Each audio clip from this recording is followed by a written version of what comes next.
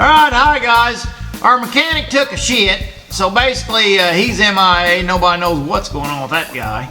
But I'm basically tearing in this M14.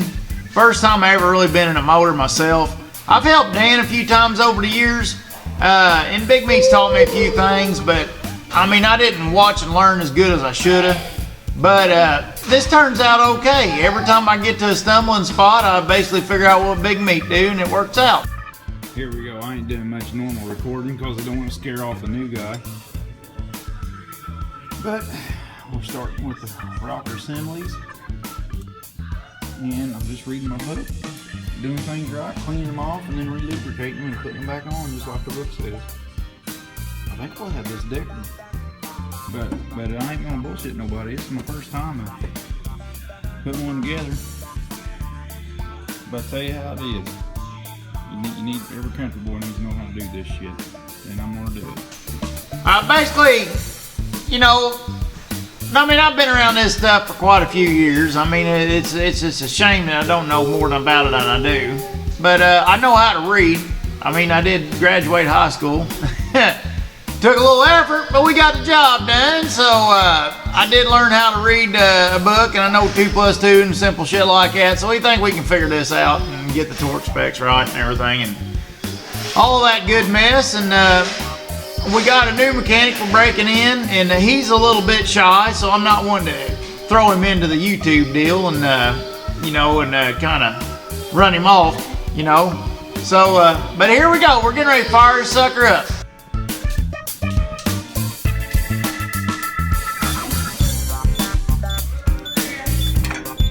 I guess this fuel system will prime itself, huh? There goes nothing.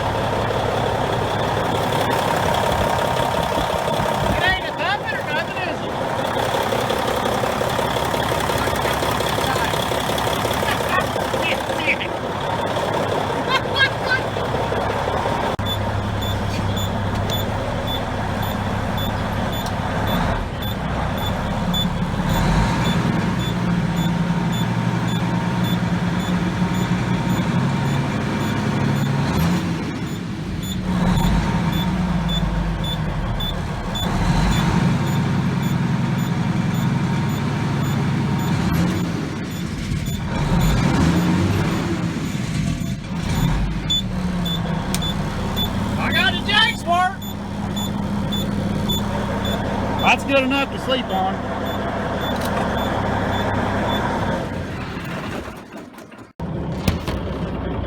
Let's go out for a cruise.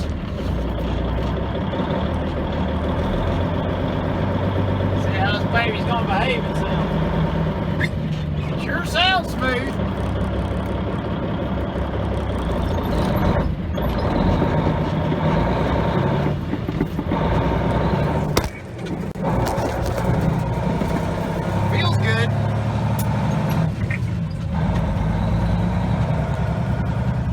Take the bitch down the road.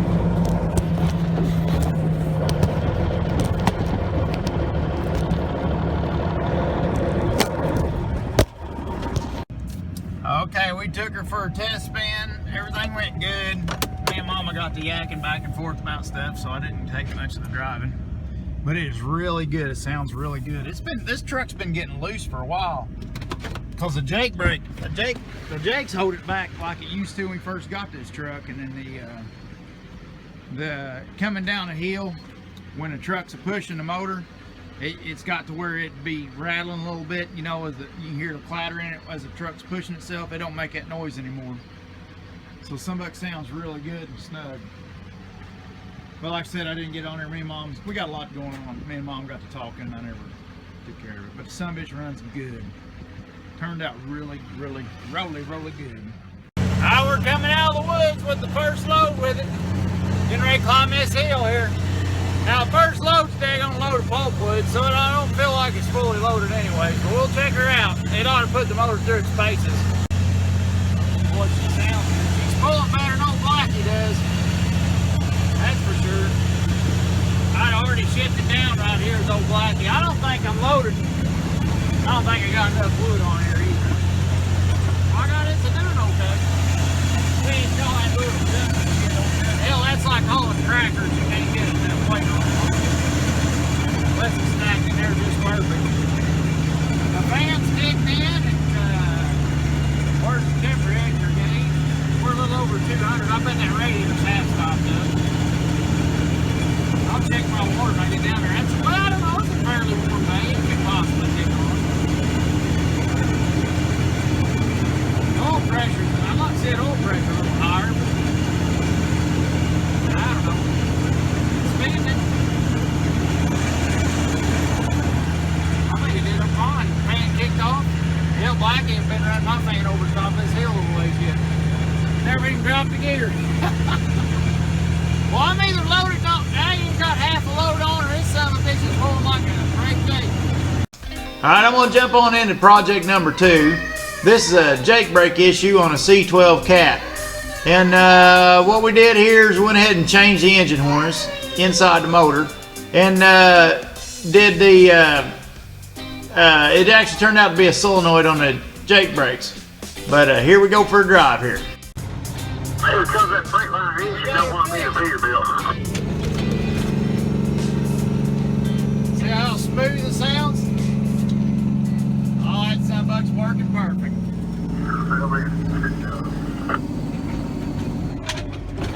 We got one more job done, and I learned a quite good bit about the wiring on a C12 reading in on that book.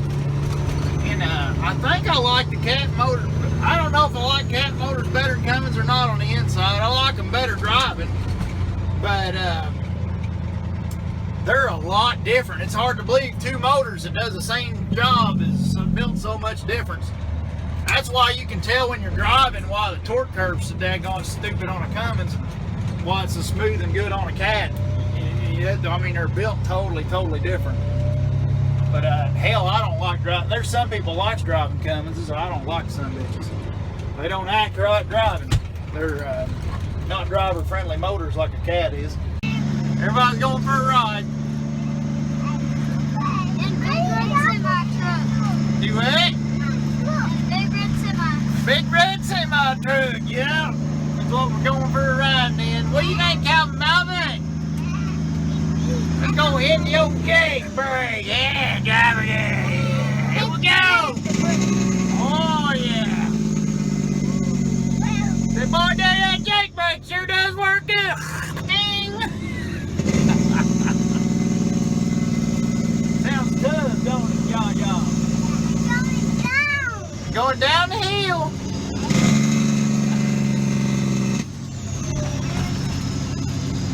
Well, there was our culprit. What that there does when it energizes this, the oil comes through here, comes up this Jake brake housing, and circulates through, and then comes through this, and through that little hole there, it just dumps back down on the motor. When you energize this, what it does is it blocks that hole, the oil pressure builds up, and then these little doodads come down right here and push against the injectors. And when your injector fires, it pushes that plunger up, and it oil's stuck in there because it can't relieve out of this vent, and it comes down here and it pushes down on this right here, and that's on your exhaust valve. So right when it's trying to fire an injector, at the same time, it's holding this exhaust valve open a little bit, and then letting the extra air bleed out. And that's with the air bleeding out, they won't let it make compression, and that's what you hear the cackling on a Jake brake. Mommy's keeping the babies occupied.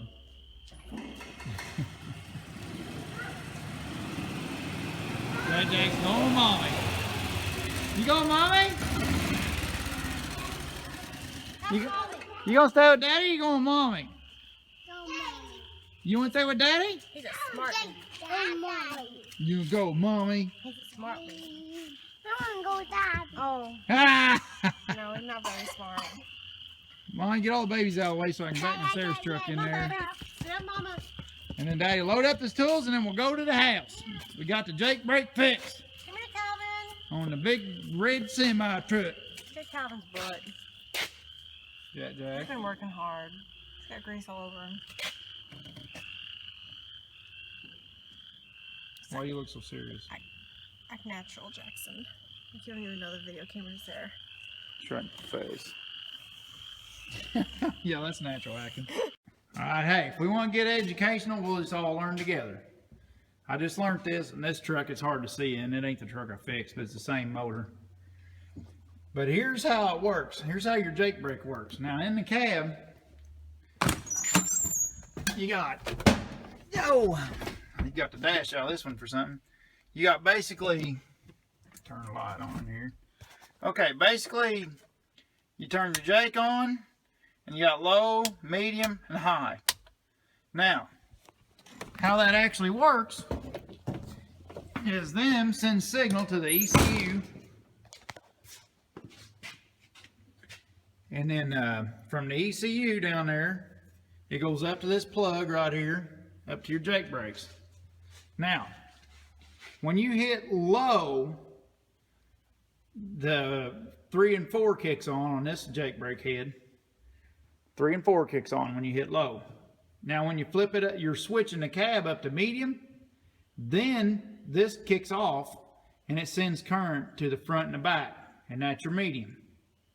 So when you kick your Jake brake on medium, 1 and 2 and 5 and 6 is hitting.